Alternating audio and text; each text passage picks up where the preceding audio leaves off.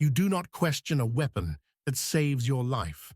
Not when you're a soldier on the Eastern Front. Not when German panzers are tearing through your lines. Not when your rifle is the only thing standing between you and a mass grave in the snow. For Soviet soldiers in 1941, weapons were sacred, tools of survival. But there was a problem. Soviet weapons were failing. The Mosin Nagant rifle, reliable but slow, 5 rounds, bolt action. In the time it took to cycle the bolt, a German with an MP-40 submachine gun could fire 15 bullets. The PPSH-41 submachine gun was faster, but it jammed. In mud, in snow, in the chaos of mechanized warfare. And when a weapon jammed on the Eastern Front, you didn't get a second chance. Soviet soldiers watched their brothers fall, not because they lacked courage, but because their rifles betrayed them. But one man, a 21-year-old tank mechanic, was about to change everything. Because in October 1941, Mikhail Kalashnikov would learn firsthand what it meant when technology failed you in combat.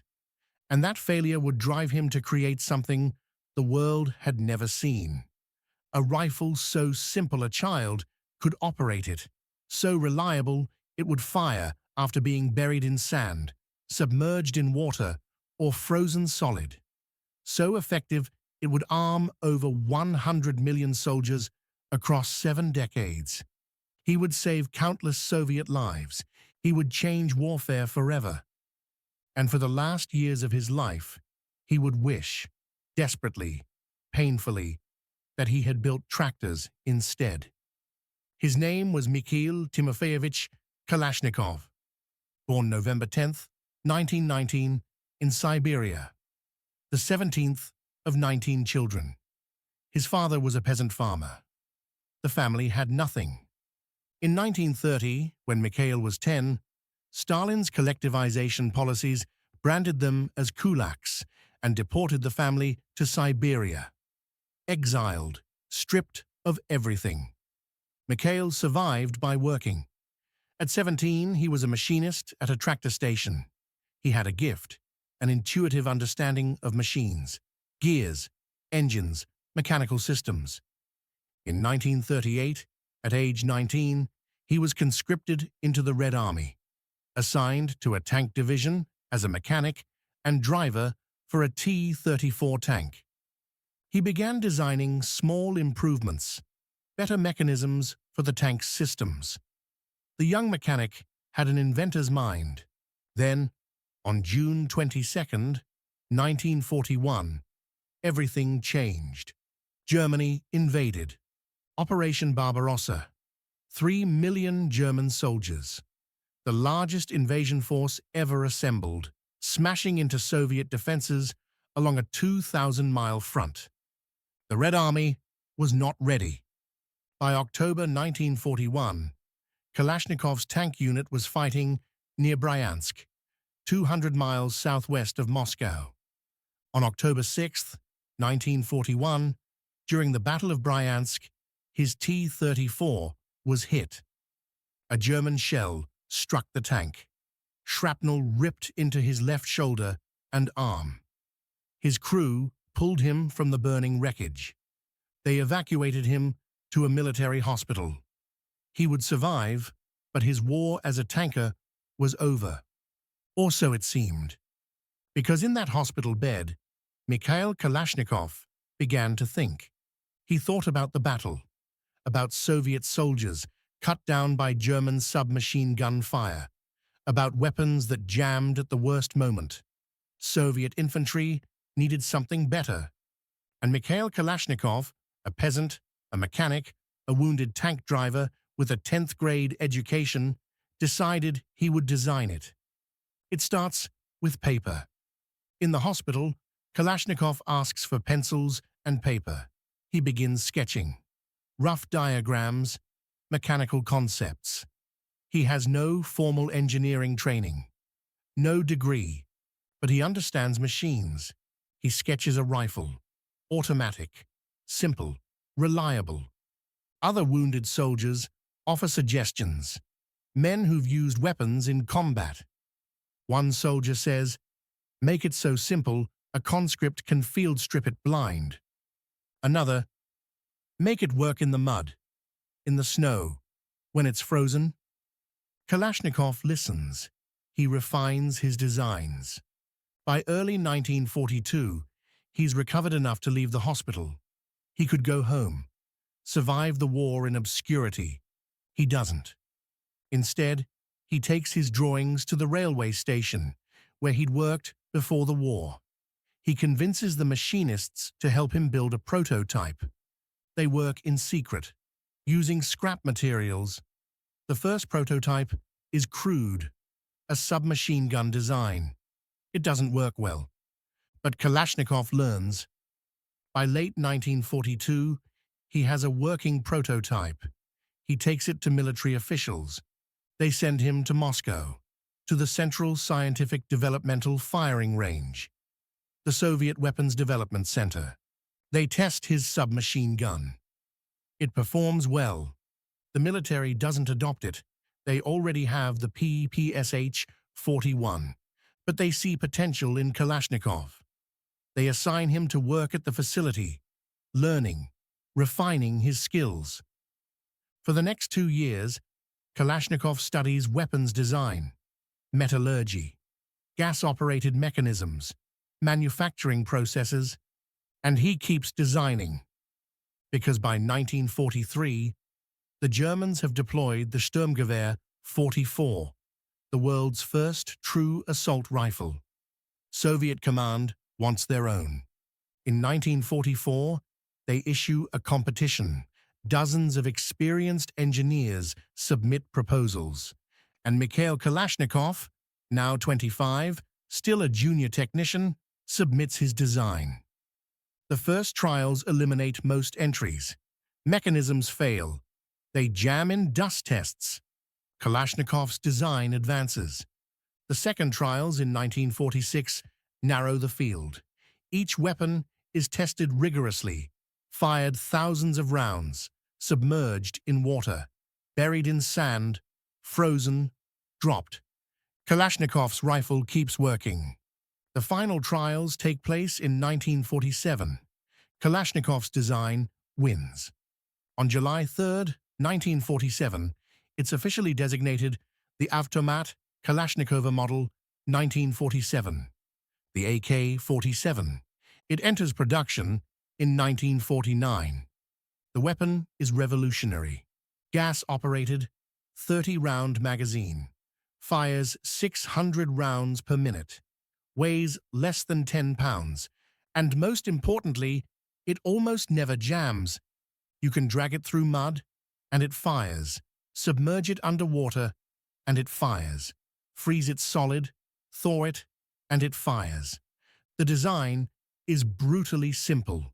Only 9 moving parts. A soldier can disassemble it in 30 seconds without tools. The Soviets begin mass production. By the 1960s, they're producing over 1 million AK-47s per year. The rifle spreads to Vietnam, to Africa, to the Middle East, to Latin America. By the 1970s, the AK-47 appears on national flags: Mozambique, Zimbabwe, East Timor. It becomes a symbol of revolution, of resistance, of power. By 2010, over 100 million AK-47s exist worldwide, more than any other firearm ever manufactured. Mikhail Kalashnikov becomes a Soviet hero. He receives the Stalin Prize, the Order of Lenin, Hero of Socialist Labor. He continues working, creating the AKM, a lighter version, the AK-74, chambered for a smaller cartridge. He tours factories, meets soldiers. He's proud. For decades, he's proud. If you find this kind of untold history as fascinating as we do, we'd be honored if you'd hit that subscribe button. We believe these stories of innovation, sacrifice, and the unintended consequences of genius deserve to be told, and by subscribing, you help us ensure they aren't forgotten. But then, something changes. Kalashnikov begins seeing his rifle in places it was never meant to be, in the hands of child soldiers in Africa, in terrorist attacks, in ethnic cleansings, in massacres, the Somali Civil War, the Rwandan genocide, Chechnya, Iraq, Afghanistan, Syria. Everywhere there's conflict, there's the AK-47. An estimated 250,000 people die from AK-47 fire every year. Not just soldiers, civilians, children. Mikhail Kalashnikov begins receiving letters from victims, from families who've lost loved ones. One letter, from a mother whose son was killed by AK fire, asks him, "How do you sleep at night?" He starts to question.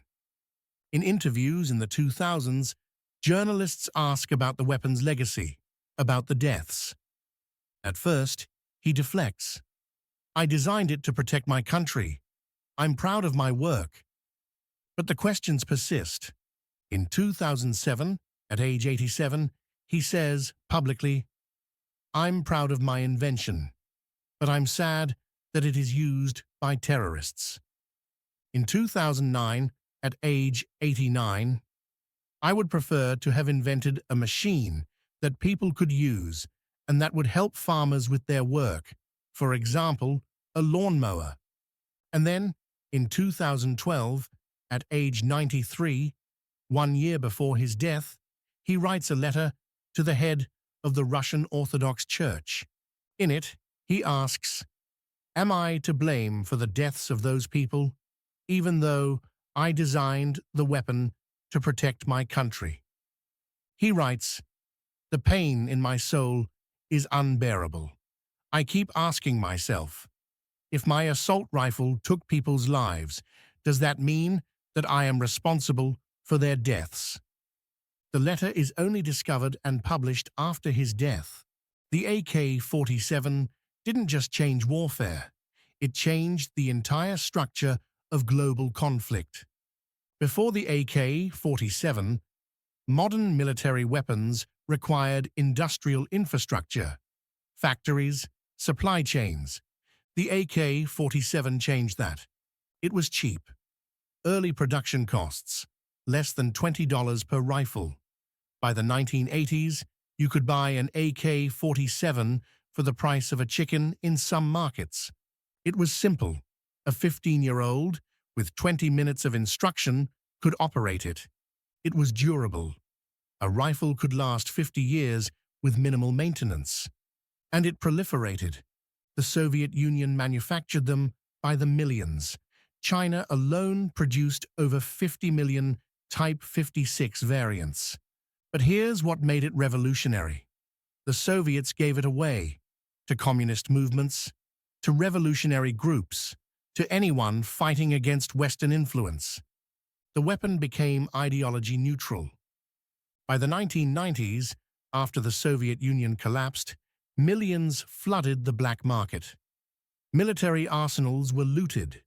The United Nations estimates that of the 100 million AK pattern rifles in existence, fewer than 20 million are in the hands of official government forces. The other 80 million, unregulated, in the hands of non-state actors worldwide. The weapon has appeared in every major conflict since 1960, and Mikhail Kalashnikov watched this happen. In interviews, he became more conflicted. 2007. "I'd have been more proud if I'd invented a machine to help farmers." 2009. "I would prefer to have invented a lawnmower." 2012. The letter to the church. The question he couldn't answer. Estimated annual deaths from AK-47 fire, 250,000. Over 70 years, that's more than 17 million deaths. The weight of that number pressed on him in his final years. Mikhail Kalashnikov died on December 23rd. 2013, at the age of 94. He was buried with full military honors in Izhevsk, Russia. President Putin sent a wreath from a grateful Russia. At the funeral, dignitaries praised him as a hero, a genius, a man who defended his homeland. And he was those things. But in his final years, he was also a man haunted by the consequences of his genius. The letter to the Russian Orthodox Church, published after his death, revealed the struggle he'd carried for decades. I keep asking myself, if my assault rifle took people's lives, does that mean that I am responsible for their deaths? The Church's response: the inventor is not to blame for the misuse of his invention. But is that true?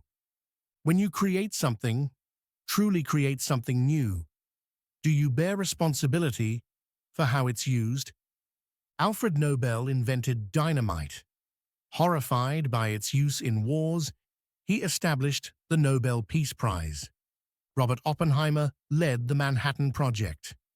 When the first atomic bomb detonated, he quoted the Bhagavad Gita, "Now I am become death, the destroyer of worlds." Mikhail Kalashnikov designed a rifle to protect Soviet soldiers. It was used to kill over 17 million people. Did he bear responsibility? He thought so. In his final years, clearly he thought so. Others disagree. Historians note that if Kalashnikov hadn't designed it, someone else would have. The technology was inevitable. Military strategists point out that the weapon leveled the playing field in asymmetric conflicts. Collectors argue that the AK-47 is just a tool, neutral. The person wielding it determines how it's used. All of these arguments have merit, but none of them erase the 250,000 deaths per year. None of them bring back the child soldiers. None of them undo the massacres. And Mikhail Kalashnikov knew that. In his final interview, he said, "I created a weapon to defend the borders of my homeland. It's not my fault that it was used where it shouldn't have been." But then he added, "I have been tormented by the same question. Why did the Lord permit the creation of such terrible weapons?" He never got an answer. Think about what this means. A 21-year-old peasant from Siberia, wounded on the Eastern Front, lying in a hospital bed with shrapnel in his shoulder. He starts sketching. And from those sketches, he creates the most produced firearm in human history. 100 million units, in service for over 70 years. It saves lives. It ends lives. It becomes a symbol on flags, in revolutions, in the hands of freedom fighters and terrorists alike. And the man who created it spends his final decades wishing he'd designed tractors instead. There's no neat moral here, no clean conclusion. Kalashnikov died believing he'd served his country, but also believing he'd contributed to unspeakable suffering. Both things can be true, and maybe that's the real legacy. Not the rifle, not the 100 million units, but the question Kalashnikov couldn't answer. When you create something powerful, do you bear responsibility for how the world uses it? He thought so, and that burden, carried from the moment the AK-47 entered production until his death at 94, never got lighter. If this story moved you, please hit that like button. Every click tells the algorithm this piece of history is worth remembering. We're dedicated to rescuing these stories and the hard questions they force us to ask. If you want to join us, please subscribe and turn on notifications. Drop a comment. Do you think Kalashnikov bore responsibility for the deaths his weapon caused? Or was he just an inventor whose creation was misused?